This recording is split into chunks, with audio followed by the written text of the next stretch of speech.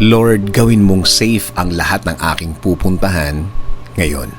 Panginoon, salamat sa bagong araw. Thank you sa mga bagong mga pagkakataon na ibibigay nyo sa akin.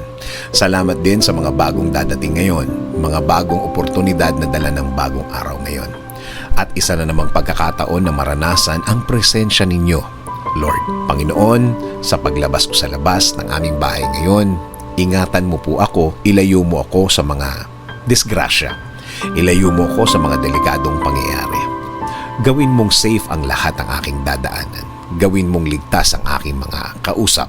Huwag mong hayaang mangyari ang mga masasamang plano ng mga tao laban sa amin. Protektahan mo kami sa mga pagkakataon na ito. Please send your angels to guard us all throughout the day, Lord. Make our day blessed. Ikaw na din po ang bahala, Lord, sa lahat ng aking lakad at mga aasikasuhin sa araw na ito.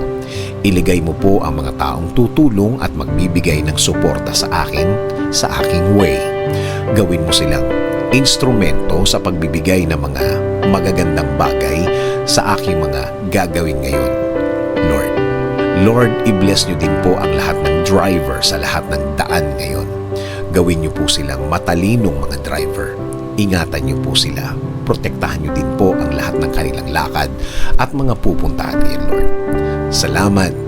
Salamat, Lord. Dahil mararamdaman ko na naman ang inyong guidance sa akin. Mararamdaman at makukuha ko na naman ang inyong provision sa araw na ito. Alam ko po kapag sa inyo po nanggaling ang mga bagay na ito, ito po ay hindi magdudulot ng karagdagang problema. Patuloy niyo po akong i-bless ng inyong magandang plano. Alam ko po, Lord, na kapag kayo po ang nagplano, matutuloy po ang lahat. Kaya patuloy mo pong pasukin ang aking buhay.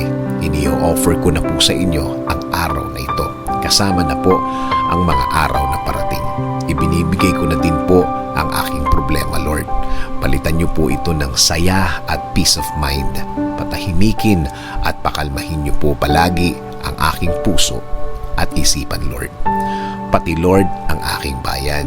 I-lead niyo po ito sa isang maayos at magandang pamamalakad. Patuloy niyo pong i-bless ang mga namumuno sa amin, Lord. Alam namin na kapag ikaw ang sentro ng lahat, mas tahimik at tama ang kinalalagyan ng aming bansa. In Jesus' name we pray. Amen. Sabi nga sa Lamentations 3:22-23, because of the Lord's great love, we are not consumed, for His compassions never fail. They are new every morning. Great is your faithfulness.